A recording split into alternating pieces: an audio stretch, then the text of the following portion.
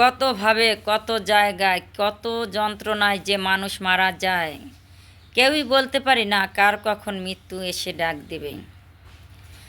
হরিদিন তো গেল, সন্ধ্যা হলো, পার করো আমারে। তুমি পারের কর্তা, জেনে বার্তা, তাই ডাকি তোমারে। হরিদিন তো গেল, সন্ধ্যা হলো, পার করো আমারে। আমি আগে এসে ও ঘাটে রইলাম বসে,